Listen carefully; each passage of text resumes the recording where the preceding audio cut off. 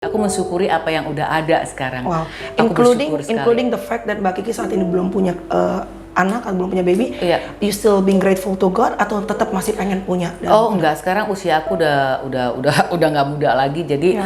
aku juga bilang sama suami aku dari kita baru pertama kali kenal, dia bilang gini, dia udah ngajakin kawin, terus dia bilang gini, saya pengen deh punya anak 5, katanya Chris ngomong gitu. gitu? Iya, itu 7 tahun yang lalu. Terus aku bilang gini, 5. Jangankan 5, 1 aja aku nggak bisa kasih sama kamu. Dia kaget.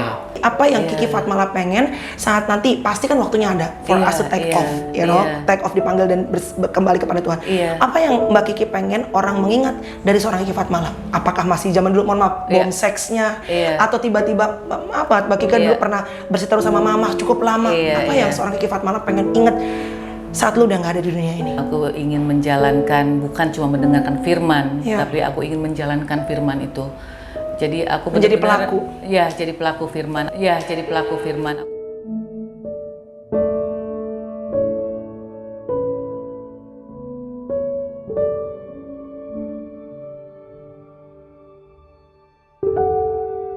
Hai guys, hai Komedo, komunitas Melanie Ricardo. Kita berjumpa di vlog aku bersama dengan idola di saat aku masih remaja, the one and only, si manis jembatan Ancol, Kiki Fatmala. 1, 2, 3, jawab semuanya. Harus ikutin gitu. Males banget nyanyi ya, Nek. Oke, how are you? Baik. Sehat? Sehat. Lama nggak kelihatan, tiba-tiba kujut, kedengeran baru saja menikah. First of all, congratulations ya. Thank you. Akhirnya menikah, and you look, I think ya, from what I've seen, kayaknya kelihatannya a lot calmer. Lebih kalem, lebih santai, iya gitu, dibandingkan dulu kan wow gitu kan. Itu faktor U juga kayaknya. Baru mau bilang, ini faktor menikah lagi atau faktor U? Kayaknya faktor U. How old are you right now? Aku sekarang 50 mau 51. Gila, juara.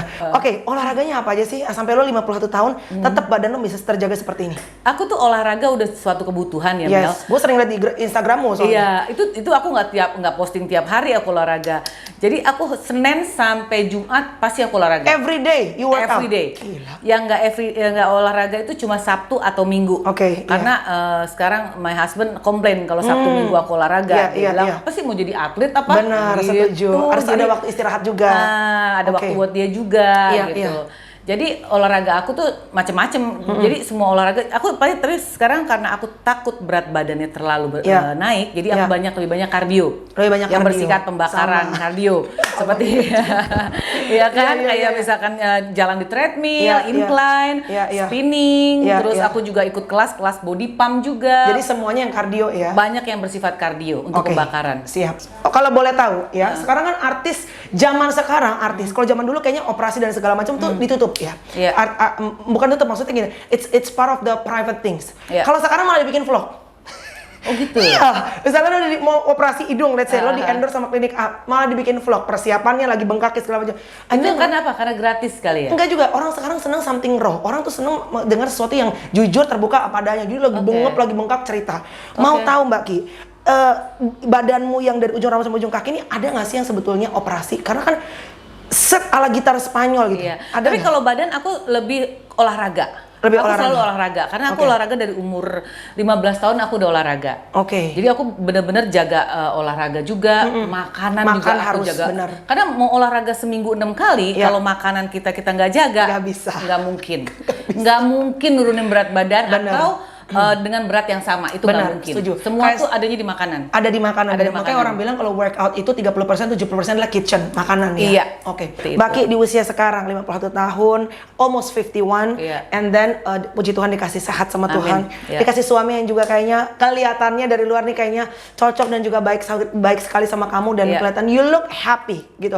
Apa yang memutuskan akhirnya? Apa yang memutuskan akhirnya? Mohon maaf Mbak Ki kalau boleh tahu. Pernikahan pertama sampai pernikahan ke sekarang berapa lama jedanya? Aku menikah waktu itu yang pertama berapa tahun yang lalu? Ada 14 tahun yang lalu aku divorce. Divorce-nya 14 tahun yang lalu. 14 years? Ya. kamu sendirian dan tidak punya, maksudnya tidak menikah lagi? Nggak menikah itu bukan karena nggak ada yang mau ya. Setuju dong, setuju. Nggak mungkin nggak ada yang mau sama seorang Kiki Fatmala. Tapi kenapa membuat kamu being so selective? Aku agak trauma dengan pernikahan sebenarnya, mau jujur, karena pernikahan aku yang pertama aku banyak sekali ngalamin yang bikin gini, kok nikah begini sih, bukan make me more happy, tapi kok bikin gue nambah stres kayak gitu. Jadi senewan, karena pernikahan yang pertama buat aku suatu yang kurang apa ya, kurang menyenangkan buat aku gitu ya. Makanya waktu itu aku yang minta divorce. Itu pun aku yang minta divorce yang pertama. Terus aku sendiri ada 14 tahun. Sebenarnya dengan sekarang yang suami aku sekarang juga aku udah kenal dia 7 tahun.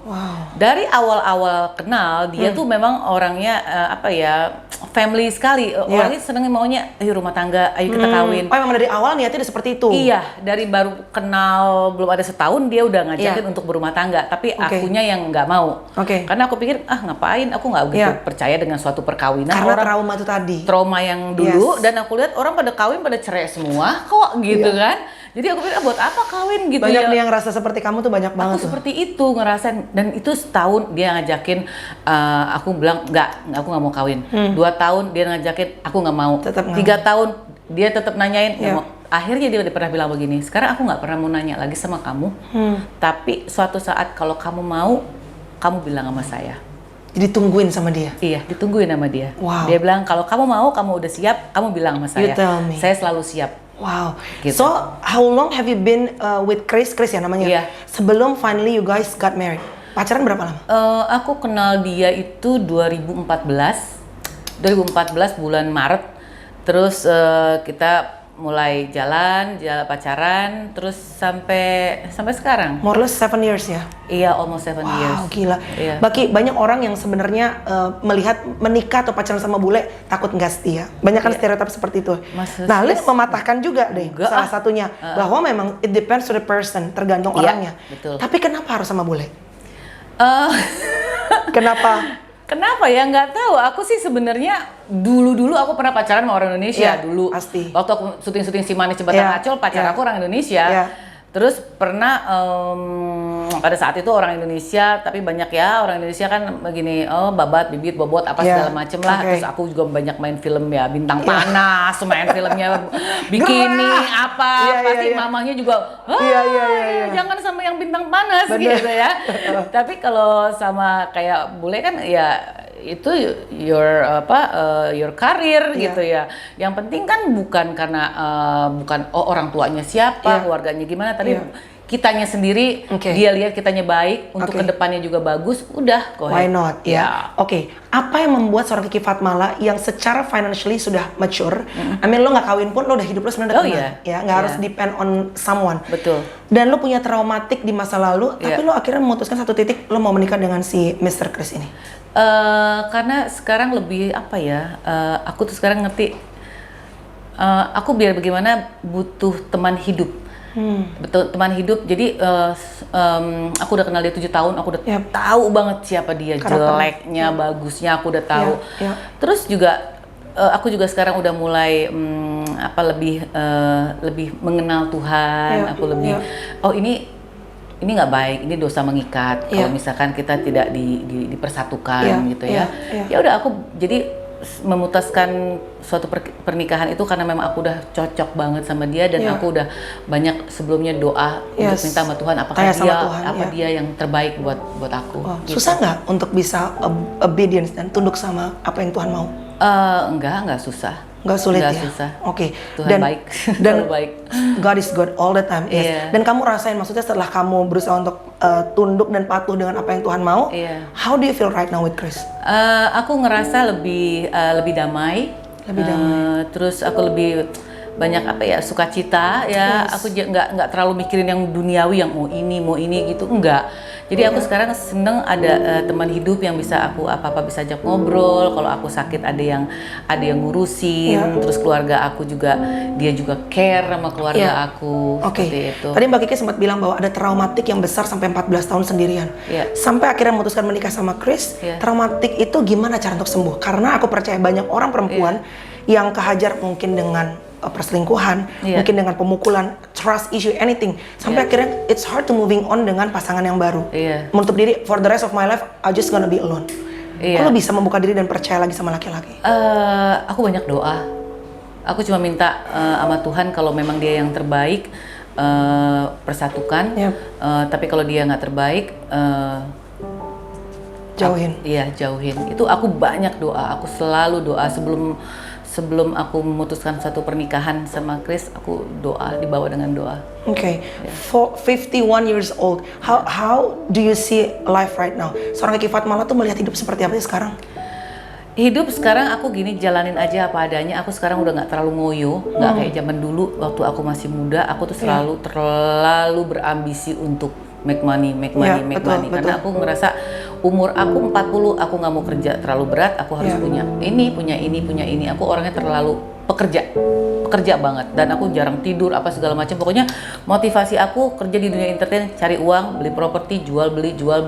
Aku orang yang tidak mau tergantung dari laki-laki. Aku orang independen, punya sendiri semua. Saat ini?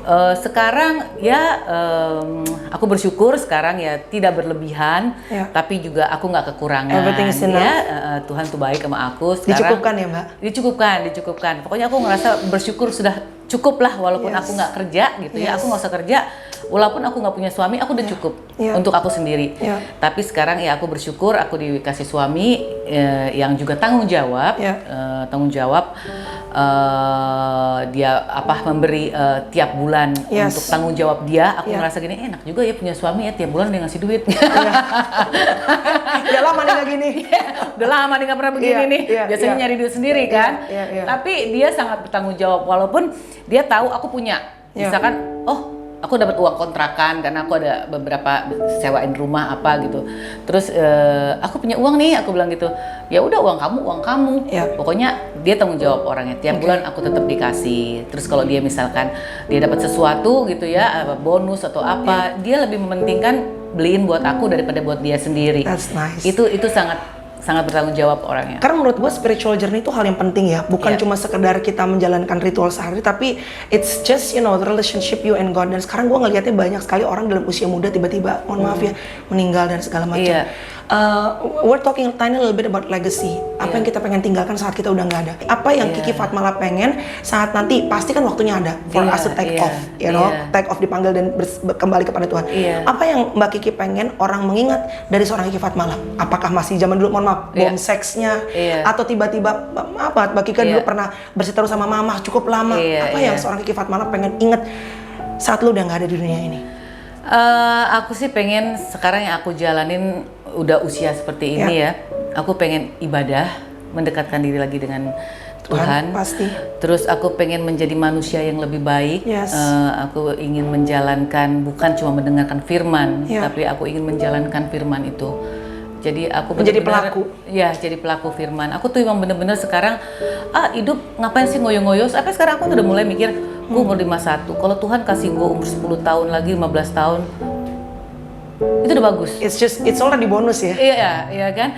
Terus aku sekarang udah nggak mau ngoyo-ngoyo karena aku kan nggak punya anak. Aku nggak punya anak, terus gini, ngapain ya goyo-ngoyo kayak dulu, beli rumah, beli ini, banyakin properti apa. Kalau gue mati buat siapa? Udah mulai kepikiran seperti itu loh, Mel. Sekarang udah mulai. Jadi aku sekarang tuh udah nggak terlalu greedy sama duniawi enggak. Aku udah mensyukuri apapun yang ada. Berkat yang Tuhan kasih. Aku tuh bersyukur, kayak misalkan aku punya ini aja dulu suka gini, ini kurang, itu kurang. Tuhan terima kasih, aku udah punya ini, udah punya ini. Terus aku selalu lihat yang ke bawah. Banyak orang lebih susah. Tuhan tuh baik. Sometimes we forget ya.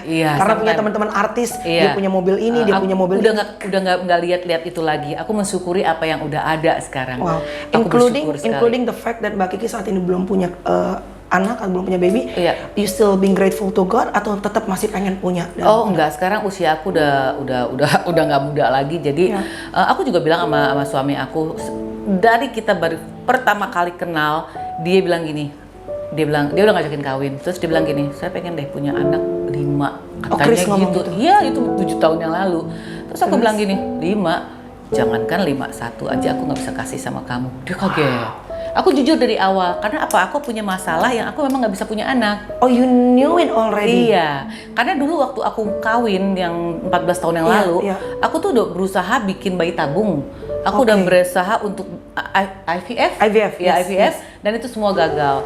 Dan pada saat itu aku yang sedih, depresi, yang kayaknya, aduh, kayaknya yang nggak, Tuhan tuh kok nggak adil sih gitu ya, kok aku nggak dikasih anak. Ada saat-saat seperti itu.